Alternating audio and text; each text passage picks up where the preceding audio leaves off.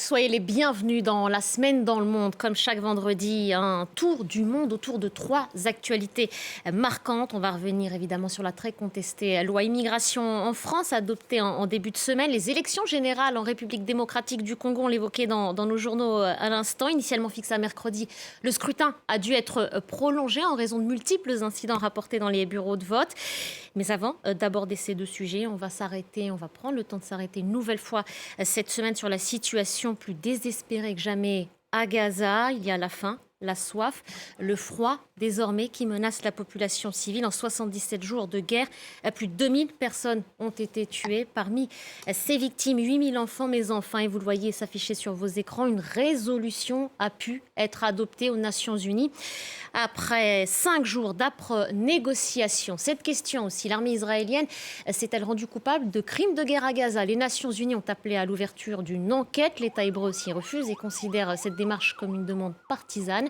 En attendant, les bombardements sont incessants. La population civile est affamée. Les hôpitaux, les écoles de l'UNRWA continuent d'être bombardées et 130 otages sont toujours captifs dans ce territoire. Une résolution a en tous les cas pu être adoptée. On va écouter le secrétaire général des Nations Unies et je vous ferai réagir. Patricia Lemonnier, bonsoir. Vous êtes grand reporter. Merci d'être avec nous ce soir encore.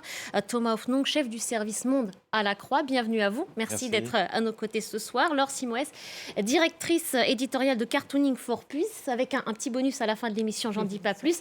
À vos côtés, Ziad Limam, directeur du mensuel Afrique Magazine, qui fête ses 40 ans. Bon anniversaire. Voilà. À vous, vous couvrez justement 40 ans, numéro spécial 40 ans du continent qui change, qui se transforme. On va écouter ensemble Antonio Guterres qui réagissait justement à l'adoption enfin de cette résolution. Je disais enfin parce que ça fait 5 jours que les diplomates tentent de s'entendre autour d'un texte qui fasse consensus et on se reparle.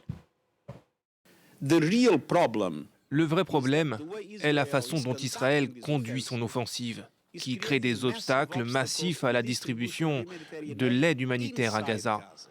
Une opération d'aide efficace à Gaza nécessite la sécurité du personnel pouvant travailler en toute sécurité, une capacité logistique et la reprise de l'activité commerciale. Ces 4 éléments n'existent pas. Voilà les réactions du secrétaire général des Nations Unies qui ne se satisfait donc pas de l'adoption de ce texte. On le précise, il n'est toujours pas question de cesser le feu. Pour l'heure, on tergiverse encore autour des mots. Il est simplement question de créer des conditions durables pour une cessation des hostilités. Ce cessez-le-feu, on n'y arrivera jamais. Il ne sera finalement jamais établi. Les États responsables n'appelleront jamais à ce cessez-le-feu. Je vous regarde d'abord, vous, Patricia Lemonnier. Enfin, on peut pas lire dans l'avenir. En tout cas, pour l'instant, il en est hors de question pour les Américains en particulier, et bien sûr pour l'État israélien. Mais ce qu'on voit bien, c'est que la résolution présentée par les Émiratis, qui parlait de cessation urgente des combats pour effectivement permettre l'acheminement de l'aide humanitaire, eh bien, il a fallu 5 jours pratiquement de discussions âpres, mais en fait des discussions âpres pourquoi? Simplement pour faire bouger les Américains.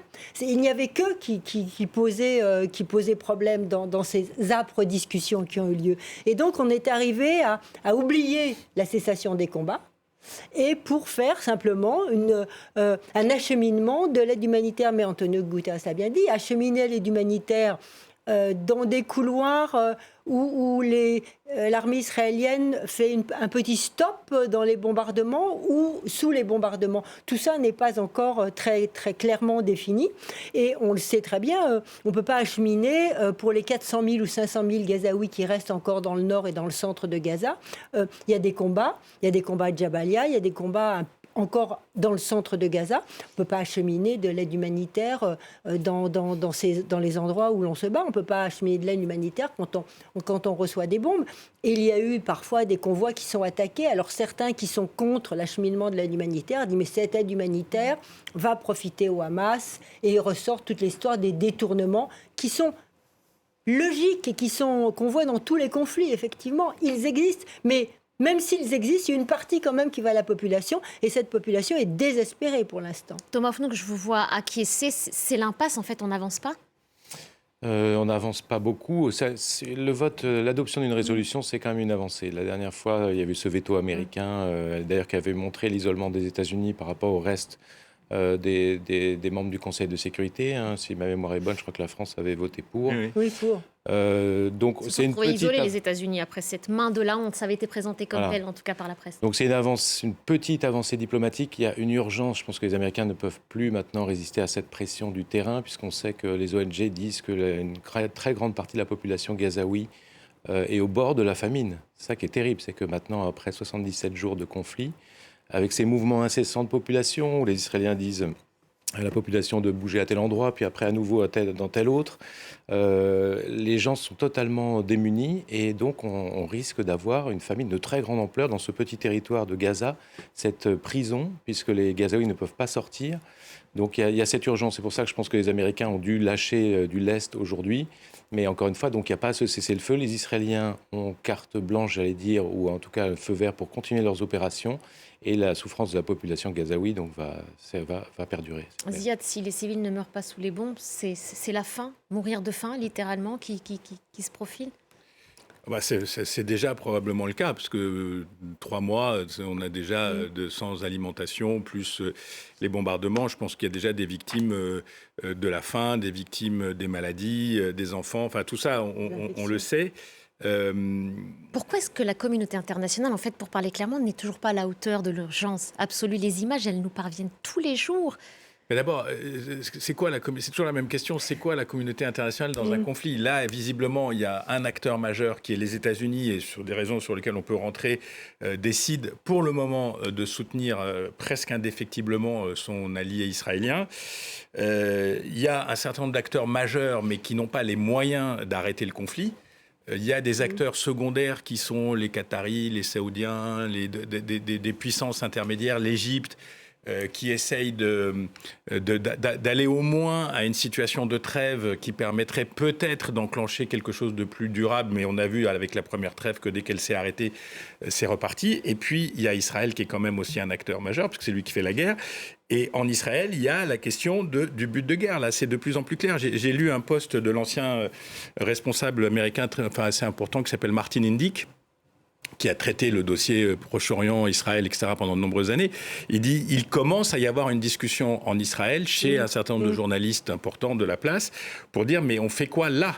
C'est-à-dire on va jusqu'où? Puisque a priori le but de guerre, c'est la destruction du Hamas, mais est-ce qu'on peut détruire le Hamas? C'est une vraie question qu'il faut poser et qu'il faut poser aux Israéliens et à tout le monde. Il y aura toujours un Hamas quelque part, qu'il soit au Liban, qu'il soit en Jordanie, qu'il soit ailleurs. Enfin, il y aura toujours... Et puis surtout, c'est des idéologies, qu'elles soient politiques ou terroristes, elles s'auto-alimentent, elles vivent, elles ont pas... Et le chef, il est remplacé.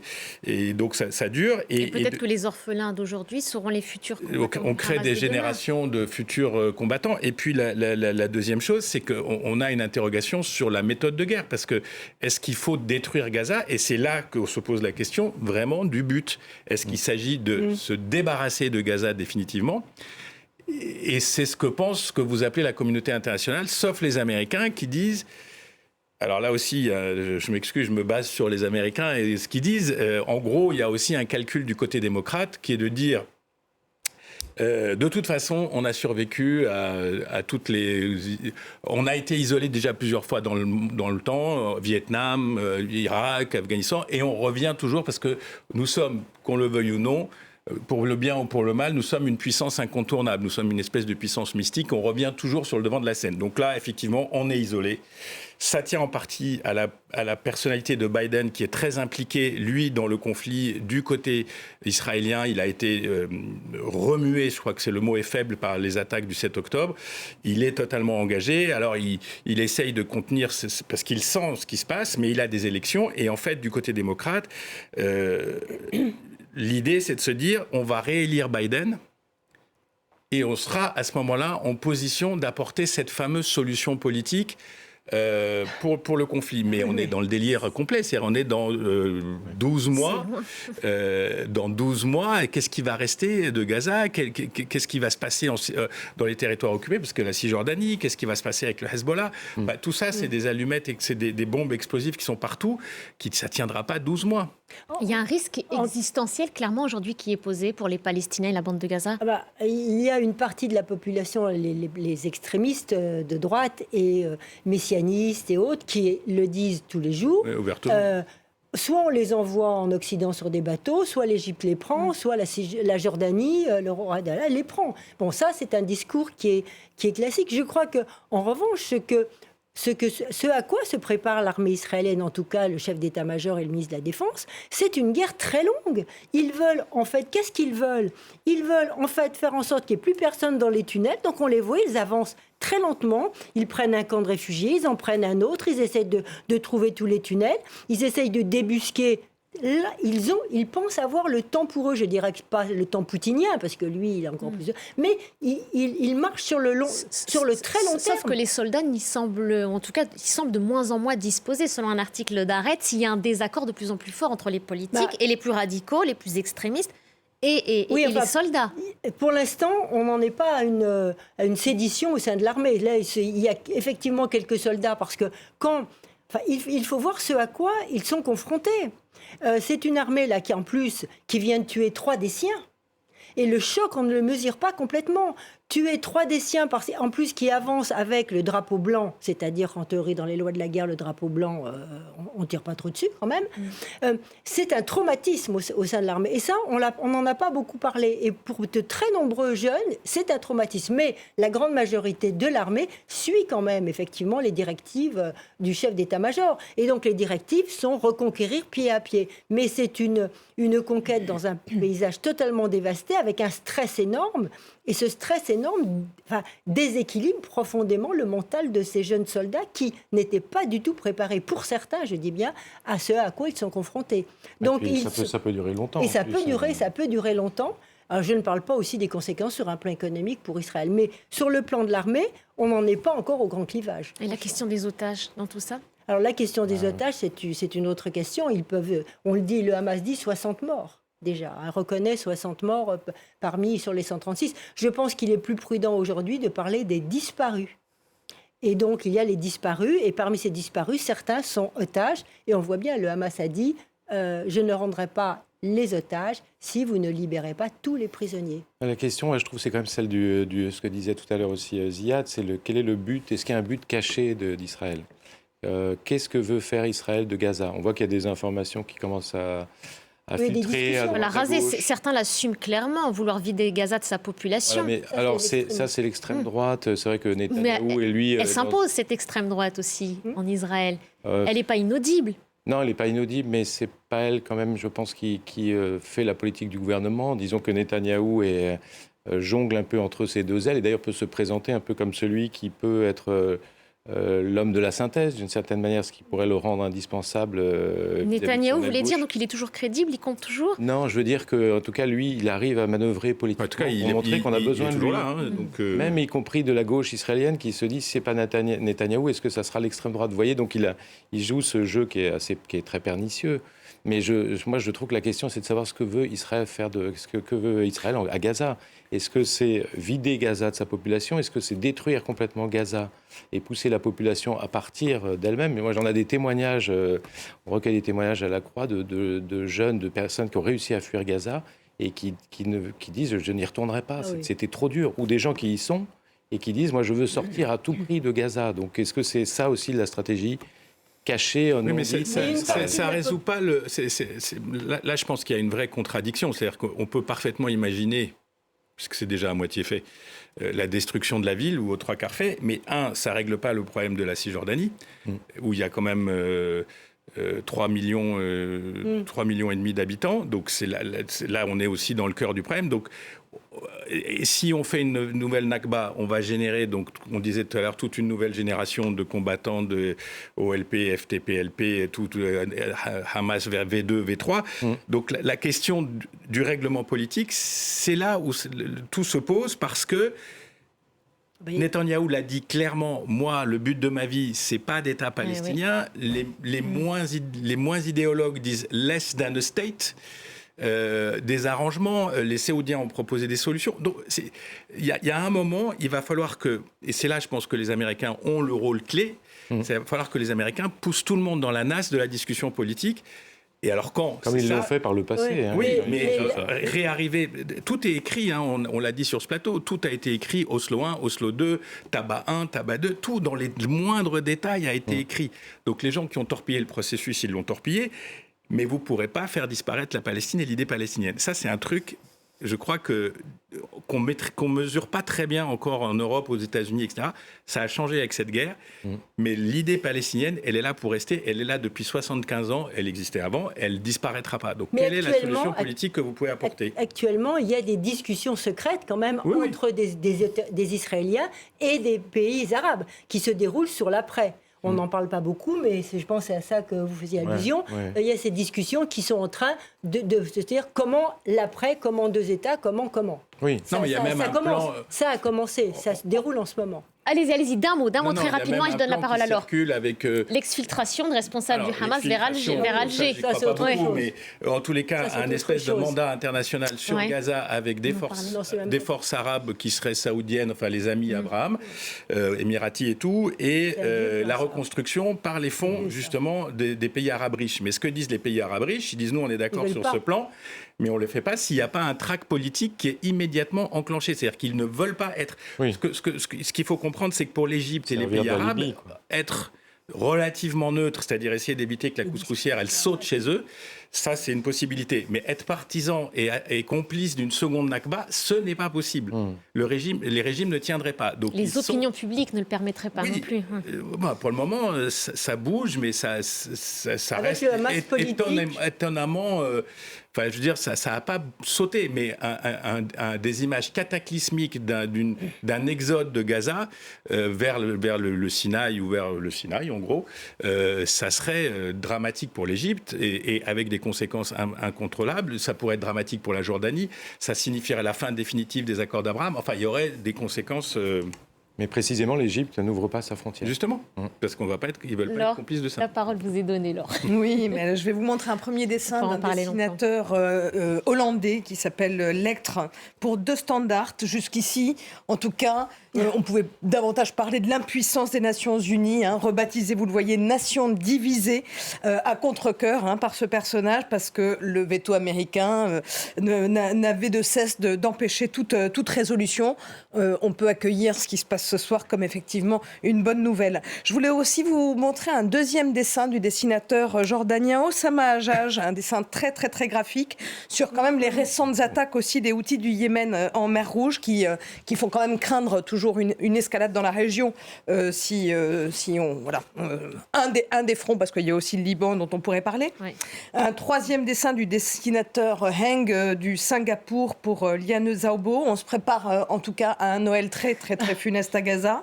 Netanyahou, on le voit, il n'est pas prêt à stopper son offensive militaire contre le Hamas, et Washington continue de le soutenir malgré ses réserves. On voit que le Biden, là, derrière, n'est pas très rassuré.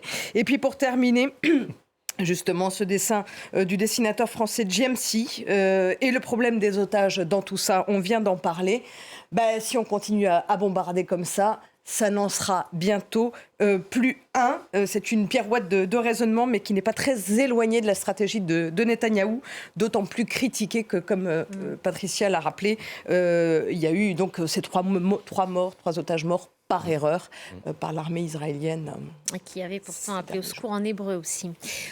Autre actualité, on votait ce mercredi et jeudi, d'ailleurs en République démocratique du Congo, élections présidentielles, législatives, provinciales et communales, pour être tout à fait précise. Un scrutin qui a connu de multiples incidents. Des électeurs n'ont pas pu voter le jour J, mercredi 20 décembre. Il a fallu prolonger de 24 heures ce processus. Du jamais vu, Ziad, le pays était clairement pas prêt. Il a forcé pour ces élections et finalement c'est un échec. L'opposition parle de chaos. C'est peut-être fort, mais... Non, certes, c'est un peu... Oui, ils n'étaient pas prêts. On savait qu'ils ne seraient pas prêts. On savait que ce serait compliqué. Encore une fois, je ne veux pas donner des petites leçons de géographie, mais la République démocratique du Congo, c'est 75 000, presque, on ne sait pas d'ailleurs, entre 80, 90, 100 millions d'habitants sur 3 fuseaux horaires. Il n'y a pas de route, il y a peu d'avions. 2 millions de kilomètres carrés de surface, très enclavés. Il y a Kinshasa qui est une ville complètement dingue, on ne sait pas très bien, 13, 14, 15 millions d'habitants, on ne sait pas trop, peut-être plus. Donc le terrain n'est pas forcément, j'allais dire, favorable. Deuxièmement, il n'y a pas de pratique démocratique fortement installé, c'est-à-dire qu'on on sort d'un long... historiquement, le moboutisme, la chute, les guerres du Congo qui ont été absolument tragiques, avec des millions de victimes entre le Rwanda, le Congo, les Grands Lacs, l'Ouganda, toutes ces histoires qui sont pas bien comprises ici, parce que c'est très compliqué, mais la réalité, c'est que c'est dévastateur. Le long règne Kabila, et on est sorti du kabylisme pour enfin rentrer dans quelque chose qui ressemble à une vie politique relativement normalisée, sachant qu'il y a quand même une guerre à l'est du Congo qui est toujours présente, qui occupe le terrain. Le président Tshisekedi a dit « Moi, réélu, je vais déclarer la guerre et je vais aller jusqu'à Kigali ». Donc on n'est pas du tout dans quelque chose d'apaisé. Donc compte tenu de tout ça, je serais presque tenté de dire... c'est pas si mal, quoi. Je veux dire, au moins, on est dans un process, au moins, il y a eu une campagne qui a eu lieu, il y a eu des opposants qui se sont vocalement exprimés et qu'on a parfaitement entendu, des gens qui sont pas sans moyens non plus.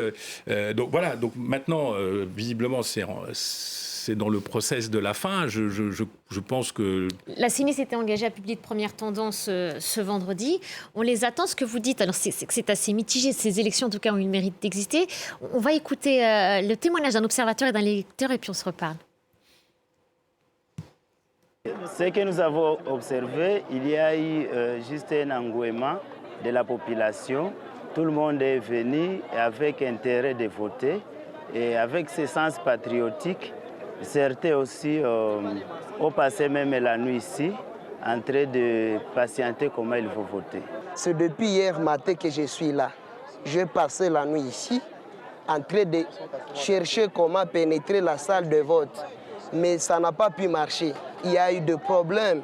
Et ces problèmes ont causé que tout ce monde ici ne puisse pas avoir l'accès à la salle. C'est maintenant même qu'on vient de rouvrir encore le bureau de vote. Électeurs manifestement frustrés. Est-ce que la question de la gouvernance de la commission électorale indépendante est posée aussi? Parce qu'ils avaient 5 ans pour organiser ce scrutin et force de constater quand même que ce ne sont pas des élections, d'ailleurs, je précise, totalement parfaites. Moi, je suis assez d'accord avec Ziad, encore une fois. Mais c'est vrai à un moment, il faut être en désaccord quand même. Oui, on va trouver. Mais honnêtement, c'est vrai qu'il faut voir d'où vient ce pays. C'est le moboutisme. On a parlé de Première Guerre mondiale africaine. Il y avait je ne sais plus combien de pays étrangers qui étaient présents. Mais ce n'est pas le premier scrutin organisé. Normalement, des enseignements devraient être tirés, non ? Non, mais justement, je trouve que là aussi, ça avance quand même. C'est-à-dire qu'il y a eu cette alternance politique avec Tshisekedi qui a été élu. Maintenant, il y a des... Oui, mais quand on maintient la date du 20 décembre, en fait, c'est surtout cette question. C'est cette date qui a posé question. En plus, ça ne tombait pas un dimanche ni un jour férié. Pourquoi absolument... Non, mais bien sûr, il y a une imperfection des élections. Je crois qu'il y a 1 million d'électeurs qui n'ont pas été... qui sont pas inscrits sur les listes électorales. Donc, malheureusement, c'est des élections imparfaites. Après, est-ce qu'il fallait les repousser? Peut-être, je ne sais pas s'il fallait les repousser d'un mois, mais à un moment donné, il faut les tenir. Après, c'est vrai qu'on a parlé de défi logistique. Il va y avoir un défi maintenant. Peut-être que le plus dur commence. Ça va être aussi le dépouillement et l'acceptation des résultats par les uns et les autres. On sait que lors de la précédente élection, il y a eu un arrangement pour que Félix Tshisekedi soit élu. Son challenger de l'époque, Martin Fayulu, estime que cette élection est volée. S'il va accepter à nouveau, s'il va s'incliner. Il y a aussi une déception, je pense, c'est Denis Mukwege, qui est très connu Nobel de la paix, prix Nobel de la paix, et dont la campagne n'a pas décollé. Mais bon, voilà, je me dis qu'après ce défi logistique, il y a ce défi maintenant de l'acceptation des résultats. Oui, puis chaque fois, les résultats risquent effectivement de poser des problèmes parce que chaque candidat a derrière lui des groupes qui le soutiennent, effectivement. Quand vous dites poser des problèmes, c'est la crainte de crise post-électorale. On attend une crise post-électorale, on ne sait pas quand elle va se produire, parce qu'on ne sait pas quand les résultats seront proclamés. Pour l'instant, en tout cas, effectivement, il y a eu des bureaux de vote fermés. À midi, ils n'étaient toujours pas ouverts. Des machines électroniques qui ne fonctionnaient pas. Dans le Nord Kivu... dans le Nord Kivu et l'Ituri, des gens qui ne pouvaient pas voter. Donc, sur un plan purement démocratique, il y a beaucoup de problèmes. C'est-à-dire qu'effectivement, c'est bien de dire, c'est mieux que rien. Enfin, je veux dire, à un moment donné, un pays riche, moi je trouve qu'un pays riche comme est le Congo, qui a toutes les difficultés, toutes les guerres, etc., qu'il y a eu, comment ce pays qui est assis sur une fortune n'arrive pas... potentiellement riche. Potentiellement riche, la fortune étant... prise par quelques notables, etc., et par Kabila, etc. Moi, je me pose la question, comment ces pays qui sont assis sur des fortunes n'arrivent pas, au bout de 20 ans, mettons, je parle au milieu de l'ère Kabila, on va dire, n'arrivent pas, finalement, à mettre en place un État qui fonctionne. On ne peut pas se contenter de dire effectivement, en Afrique, ça prend son temps, ça fonctionne pas, parce que c'est l'Afrique. Non, je suis pas là du tout. Alors, je suis, pour une fois, je suis pas du tout d'accord. Je suis pas du tout d'accord avec ce type de raisonnement. D'abord, les élections qui marchent pas, il y en a pas qu'en Afrique. Je veux pas mettre du doigt un petit peu partout, mais bon. La Russie démocratique, on attend de voir. Mais ça marche très bien là pour le coup. Ça marche très bien. Oui, mais on vient de pays qui sont très jeunes, très pauvres, contrairement à ce qu'on dit, parce que c'est un peu facile de dire c'est riche. Le Sénégal, ça marche mieux, je suis désolée. Le Sénégal, ça marche mieux. La Côte d'Ivoire, on voit que c'est tendu, c'est des pays plus petits. C'est pas la même superficie. C'est des zones géographiques qui sont plus restreintes. Il y a un historique qui s'est créé, il y a une classe politique qui s'est créée. On ne sort pas comme tu disais, de pratiquement 10 ans de guerre 20 ans de guerre qui ne sont pas finis aujourd'hui. Donc on est dans cette situation-là. Et le cas du Congo est un cas extrêmement intéressant parce que c'est le plus grand pays francophone 100 millions, du monde, on va dire, je crois. Oui, parce que la France, on est en dessous. C'est, comme je l'ai dit, un certain nombre de fuseaux horaires, mais c'est un des taux de pauvreté les plus importants d'Afrique, parce que c'est un pays qui sort de la guerre. Donc je pense que c'est un pays qu'il faut voir plutôt en transition, et donc le juger sa classe politique comme étant en transition plutôt que d'un pays qui serait comme la Côte d'Ivoire ou le Sénégal qui aurait déjà atteint un certain niveau de la guerre. Mais cette guerre, elle lui est pas tombée elle est pas tombée du ciel. Cette guerre, elle est entretenue par la classe politique. On peut rentrer dans un bon débat pour savoir qui est responsable des guerres du Congo, et ça nous ramènera jusqu'au génocide. Il faut qu'on synthétise. Mais vous ferez le débat après. Génocide les responsabilités au Rwanda, des Occidentaux aussi. Oui, tout le monde a joué, etc. Mais tout ça étant dit, il se passe un process qui n'est pas négligeable et qu'il ne faut pas balayer en disant de toute façon, mais je ne le balaye pas, je dis que c'est mieux que rien. Et s'il y a une alternance. Donc vous êtes d'accord, c'est déjà mieux que rien. Mais on ne peut pas se satisfaire de ça. On verra. De c'est mieux que rien. Enfin, une nouvelle étape sur le chemin démocratique. Non, mais Tshisekedi est assez... Enfin, je veux dire, il faut... c'est bien résumé. Là aussi, il ne faut pas juger le sortant de manière systématiquement... Il est cuit. Tshisekedi a une certaine popularité aujourd'hui. Il est celui qui a pris l'État, il est celui qui a un discours assez ferme, après est-ce qu'il faut avoir un discours assez ferme ou pas vis-à-vis du Rwanda, c'est une bonne question. Donc voilà, il incarne quelque chose que les autres ont malgré tout un peu de mal à incarner. Et quand on dit que c'est aussi le candidat des grandes zones rurales, c'est un peu vrai aussi. Il ne faut pas dire que tout ça n'existe pas. Non, mais dans les sondages, il est... Sur le principe, si on assiste à une alternance politique, ça sera encore une nouvelle positive pour ce pays. Après, je ne dis pas qu'il faut... Non, l'alternance fait partie du processus démocratique et il faut y arriver. Regardez un pays comme le Kenya, un pays comme le Ghana, alors ça tombe souvent sur des pays anglophones, mais il y a eu des alternances au Sénégal.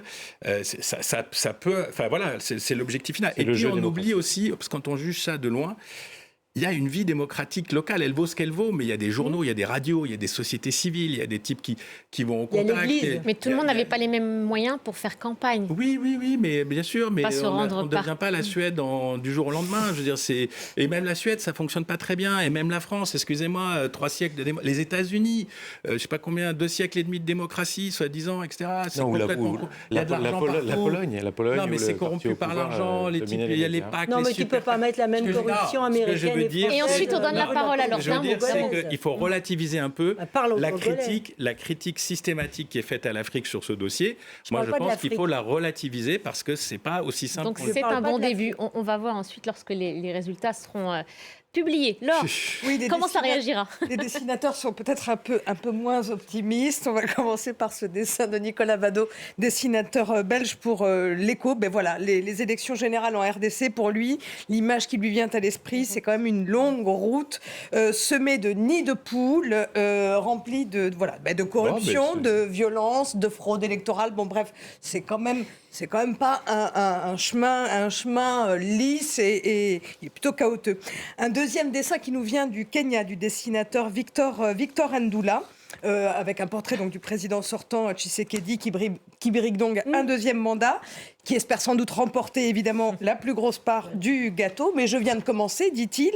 C'est vrai qu'on l'a dit, la RDC est le pays le plus riche d'Afrique, avec une population qui compte parmi les plus pauvres. Et on sent, de la part du dessinateur kényan qui dessine ce dessin, qu'il y a quand même une idée de l'élite qui se sert au passage et au détriment des populations. Et puis pour terminer, ce très beau dessin de l'ami Damien Glé du Burkina Faso, un portrait de Denis Mukwege, le candidat et médecin, donc prix Nobel de la paix, il a beau prescrire l'alternance que tu recommandais toi aussi comme remède, Thomas, dans son ordonnance, c'est pas certain que le pays en soit là encore. Mais soyons optimistes. Allez, retour en France. Revenons en France, à notre politique, à nous aussi, qui peut faire réagir vivement à l'étranger, puisque une loi contestée, loi immigration, a été adoptée en début de semaine pour contrôler l'immigration, améliorer l'intégration. C'était un projet porté à tout prix par l'exécutif. Ce texte a été voté grâce à l'aile la plus droite du Parti Les Républicains et au Rassemblement national. Écoutez. On peut tout de même se réjouir d'une avancée idéologique, d'une victoire même idéologique du Rassemblement national, puisque est inscrit maintenant dans cette loi la priorité nationale, c'est-à-dire l'avantage donné aux Français par rapport aux étrangers présents sur notre territoire. Le Rassemblement national se livre à une véritable escroquerie intellectuelle en célébrant à tort sa prétendue victoire idéologique. Ne nous laissons pas avoir par ce recel politique. Il y a des choses dans ce texte de loi que nous n'aurions pas mises. Voilà, des choses que nous n'aimons pas, que les Français n'aiment pas. La question, c'est est-ce que ça nous déshonore ou pas? La réponse, elle est non. Et j'ai expliqué pourquoi. C'est le renoncement par le président de la République à tous les principes qui ont fondé notre pays depuis la Révolution française. C'est aussi la fin de quelque chose que nous avons connu jusqu'ici, le barrage républicain, et qui a permis à Emmanuel Macron d'être élu à 2 reprises président de la République. Parce que je vois mal comment aujourd'hui on pourrait demander à un électeur de gauche de joindre ses voix à la droite macroniste pour un scrutin, alors même que, en réalité, ils ne sont pas un barrage. Ils ont baissé le pont-levis et ils ont fait rentrer dans la loi tous les principes pour lesquels, en fait, Jean-Marie Le Pen se battait depuis 40 ans. Ils ont fait baisser le pont-levis. Je vous ai vu sourire. Ziad, je vous fais réagir en premier. Je sais pas, ils sont très forts pour les phrases, tous ces gens-là. Moi, je suis assez épaté. Baisser le pont-levis, c'est château fort. Mais... Non, moi, en tout cas, le chef de l'État disait que cette loi, c'était le bouclier qu'il nous fallait, alors que le porte-parole du gouvernement dit que cette loi ne nous déshonore pas. Je pense que cette loi est mauvaise. Je ne sais pas si elle déshonore ou elle déshonore pas. Je pense que c'est une mauvaise loi qui a été adoptée pour des raisons très tactiques, très politiques, pour répondre à un soi-disant électorat. Donc c'est quelque chose de très populiste même. Je trouve que ça nous rapproche des débats qu'on entend en Europe de l'Est, qu'on entend aux États-Unis sur ces espèces de guerres un peu culturelles. Je pense que c'est un texte qui remet en cause des acquis. Alors, sur le fond, on pourrait en parler, mais on ne balaye pas comme ça, sous le tapis, le droit du sol, quand même. Je veux dire, c'est quelque chose d'inscrit en France depuis des décennies. Hop, l'égalité devant la loi, quand même, sur le plan des allocations ou des droits sociaux. Hop, le délire sur les étudiants qui vient vraiment... Alors là, on est vraiment dans le populisme tout total, parce que c'est totalement contre-productif. Hop. Le président lui-même disait que finalement, ce n'était pas une si bonne mesure. Alors il compte sur le Conseil constitutionnel. On joue, j'ai dit sur votre plateau mercredi, on fait les malins. Mais la réalité, c'est que c'est une réalité complexe, que... On a monté cette histoire on le fait en France depuis des années, mais c'est un débat qui mériterait d'être ouvert. Mais sur l'intégration des gens qui sont là, sur le fait qu'il faudra le dire aux Européens et aux Français et à tous les Européens qu'il n'y aura pas d'avenir économique sans migration contrôlée et permanente parce qu'on n'a pas assez de gens pour faire tourner un certain nombre de secteurs économiques, que ce soit dans les services, que ce soit l'agriculture, que ce soit l'hôtellerie, que ce soit les hôpitaux, que ce soit les églises, excusez-moi. Un tiers des prêtres aujourd'hui sont d'origine étrangère, parce qu'il n'y a plus de curés français. Que ce soit dans des tas de métiers, on a besoin d'étrangers. J'avais parlé des étudiants, vous n'avez pas de recherche si vous n'êtes pas capable d'attirer des têtes venues d'ailleurs. Et donc tout ça, c'est jamais discuté. Et l'autre pan qui est jamais discuté depuis, c'est le traitement des réguliers d'aujourd'hui. C'est-à-dire, c'est Kafka. Tous ceux qui ont des amis, qui ont des cartes de séjour, quand il faut les renouveler, quand il faut inscrire, quand il faut ceci, c'est kafkaïen. Obtenir un passeport français, j'entendais quelqu'un dire, ils ont qu'à devenir français. Allez, après 10 ou 15 ans même de vie française, et nickel, et tout est propre, etc., allez obtenir un passeport français de manière presque... C'est Kafka. Et donc, je pense qu'en fait, le problème, c'est... On rentre dans une discussion avec l'opinion, mais encore une fois, l'opinion, je ne sais pas ce que c'est, et on dit le problème de tous les problèmes, c'est les étrangers. Écoutez, non, le problème de tous les problèmes, ce n'est pas les étrangers. Il y en aura de toute façon, sauf si vous avez décidé de vous rabougrir comme des pays de retraités autour de votre immobilier et de vos plages et de vos hôtels. Mais sinon, ça ne marchera pas. Et les gens, on n'arrive pas à le dire. Une mesure populiste. Et vous êtes aussi d'accord avec ce que dit Ziad, Thomas ? Et oui. Voilà. Non, mais par contre, là où je ne suis pas d'accord avec toi, c'est je pense qu'on le dit, ça, qu'on a besoin, on l'entend, certaines voix le disent, des voix plutôt de gauche le disent, mais justement, ce que je trouve très préoccupant, c'est que ça n'imprime pas, si je peux dire. Ça rentre pas, en fait. C'est vrai qu'on a besoin... Alors, je crois que dans la loi, quand même, il y a cette idée qu'il faut régulariser des main-d'œuvre pour les métiers sous tension. Mais l'esprit général de la loi, c'est vrai, c'est quand même pointe les étrangers, notamment la différence d'égalité face aux allocations, etc. C'est quand même, c'est vrai que c'est très préoccupant pour un pays qui se réclame des droits de l'homme, avec 2 poids, 2 mesures, quoi. Si on est étranger ou non, si on est ou à partir d'un certain nombre d'années. Donc ça rompt ce principe d'égalité. Et d'ailleurs, c'est vrai que ça sera peut-être retoqué au niveau du Conseil constitutionnel. Et là, dans tout ça, c'est vrai qu'il y a beaucoup d'hypocrisie, parce qu'on sent même, vous avez dit, le président Macron lui-même sur la caution pour les étudiants, dit oui, je ne suis pas tout à fait d'accord avec ça. Et d'autres mesures d'ailleurs, contre le Conseil constitutionnel pour retoquer. Voilà, quelque part, on se dit peut-être que ce qu'on n'a pas pu assumer là, lors des discussions, c'est le Conseil constitutionnel qui va faire le boulot, et ça soulagera le gouvernement. Mais je trouve que d'une certaine manière, le mal est fait, c'est-à-dire que quand Marine Le Pen parle de victoire idéologique. Je pense qu'effectivement, elle a raison. C'est une victoire idéologique et ça pourra se transformer demain en victoire politique dans les urnes, en vertu du principe qui, je crois aussi, est juste. On préfère l'original à la copie, c'est-à-dire que c'est... Un marchepied au Rassemblement national. On va dans cette idée que c'est la victoire, une victoire culturelle, j'allais dire idéologique, et on sait que ça préfigure souvent les victoires politiques. Patricia ? Effectivement, moi je suis d'accord avec tout ce qui vient d'être dit. Mais donc j'ai pas grand-chose à rajouter, si ce n'est qu'effectivement les autorités, enfin le président de la République a joué sur la peur. Il n'est pas l'homme du régalien. Là, il a fait cette loi parce qu'il fallait rattraper peut-être un électorat. Mais on a vu... Il n'y a pas de nouveau mandat en jeu pour lui. Pourquoi il allait sur ce terrain-là ? Il joue ses 2 ans et demi de suite au gouvernement. C'est l'avenir de ces années qui lui reste à faire qui est en jeu. Et on a vu sur un plan plus politique et européen, quand dans les États où l'extrême droite a fait des progrès, eh bien les partis au pouvoir au moment où l'extrême droite a avancé s'étaient rapprochés des thèses de l'extrême droite, pensant justement acquérir cet électorat, reconquérir cet électorat qui allait à l'extrême droite. Ça n'a pas fonctionné. Ça n'a pas fonctionné aux Pays-Bas, ça n'a pas fonctionné en Suède.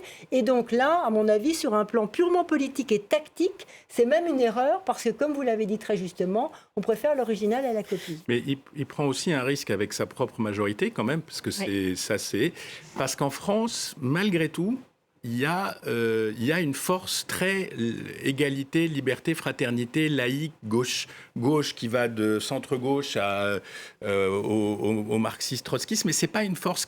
c'est-à-dire que ces idées-là existent plus que leur représentation au Parlement et dans le système politique. Vous dites qu'il y a des vraies convictions ? Il y a des vraies convictions sur ce sujet. Et je pense qu'on l'a vu tout de suite. C'est-à-dire dans les départements, par exemple. Les départements, la CGT qui monte au créneau, alors que franchement... Un ministre qui démissionne ? Donc on a ouvert quand même quelque chose. C'est pour ça que je vous disais, on a dit 2-3 fois le mot culture là, dans les 3 minutes.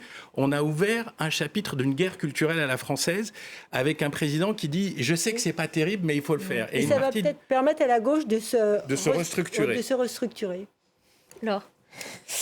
On a eu beaucoup de dessins. J'en étais sûre, je me doutais que ça allait inspirer vos dessinateurs. Aussi bien de France que de l'étranger, donc je vais essayer de vous montrer un petit échantillon. On commence par ce dessin du dessinateur français Cambon, avec cette loi, celui qui promettait donc de faire barrage contre le RN, comme disait Olivier Faure, offre un pont-levis, lui déroule même le tapis rouge, c'est portes ouvertes, c'est plus barrage. On a un deuxième dessin du dessinateur Balaban qui nous vient du Luxembourg, donc une petite vue de l'étranger. Et bien voilà, c'est Marine Le Pen qui vient de prendre l'ascendant sur Macron. L'image, elle est claire, c'est la conquête du Rassemblement national sur la Macronie. Un troisième dessin assez cocasse de notre ami Chapat, qu'on ne présente plus, dessinateur suisse. Voilà, on parle beaucoup de la fin du en même temps. Le en même temps est à bout de souffle. Et Macron, lui, il a de la suite dans les idées, mais j'ai un nouveau concept, la chèvre et le chou, admiré quand même, devant le regard ébahi de ses 3 collaborateurs. Et puis pour terminer, ce dessin de CAC pour l'opinion. Marine Le Pen se félicite, on l'a dit, d'une victoire idéologique. C'est en tout cas une victoire de la droite. Très dure, avec la complicité de Ciotti et Darmanin, ici présents, qui devraient peut-être interroger le RN. Vous me laisserez quand même des trucs à faire pour mon quinquennat, s'inquiète-t-elle, parce que si tout le boulot est fait avant qu'elle n'arrive, ce serait dommage. Vous allez garder la parole, Laure, pour ce petit bonus fin d'année spécial, puisque c'est la dernière de la saison. Oui, vous m'avez demandé de faire une toute petite rétrospective sur 2023. L'année a été tellement difficile, on a tellement commenté sur ce plateau chaque vendredi, que j'ai plutôt préféré lancer un petit défi à nos dessinateurs qui ont gentiment répondu à l'appel. Alors voilà, je vous présente un dessin de la dessinatrice allemande Dorte. Donc voilà, il ne vous a pas échappé que 2023 a avant tout été une année de guerre et que le Père Noël est malheureusement totalement impuissant devant la situation. Désolé, dit-il à cette petite fille, mais l'instauration de la paix dans le monde, ce qu'elle avait demandé, s'est avéré compliqué. Voici une Xbox à la place. Bon, bof quoi. Un autre dessin du dessinateur suisse Hermann. Que peut-on nous souhaiter pour 2024 ? Eh bien, on a cet autoportrait du dessinateur qui consulte Madame Irma, c'est quand même mauvais signe. Vous préférez que le PSG gagne la Champions League ? Il est suisse, donc le PSG, c'est pas vraiment sa came. Ou que Trump ne soit pas élu, parce qu'il y a aussi quand même la perspective d'une réélection potentielle de Trump. Et puis aussi de Poutine. Et puis pour terminer, un dessin clin d'œil avec le dessinateur Truand qu'on voit de temps en temps sur ce plateau, dessinateur français. Il a trouvé la bonne nouvelle et la bonne idée. Oui, la conquête de l'espace peut sauver le monde. Vous revenez quand vous serez calmé, dit la Terre, à un certain nombre de personnages que vous remarquerez dans la fusée. Je vous laisse les reconnaître parce qu'ils sont suffisamment bien. Ce que j'adore, c'est quand même Trump qui est reconnaissable de dos. Et la tronçonneuse aussi, quand même. Et la tronçonneuse. Et puis l'AI aussi qui est là. Et Elon Musk. Elon Musk. On n'a pas envie d'embarquer avec eux, en fait. Elon Musk. Ouais. Et puis Zawahiri, non. Alors, il y a quand même Darmanin aussi. Ouais. Et puis... donc on a dit Poutine. En tout cas, vous n'avez pas envie d'embarquer avec l'Iranien aussi. Et puis... Merci beaucoup. Merci à tous les 4. Patricia Lémonière, Thomas Hoffnung, Ziad Limamé et Laure Simoes. Je vous souhaite à tous quand même, malgré tout, de très belles fêtes de fin d'année. Merci à vous de votre fidélité à nos chaînes. L'information continue sur France 24.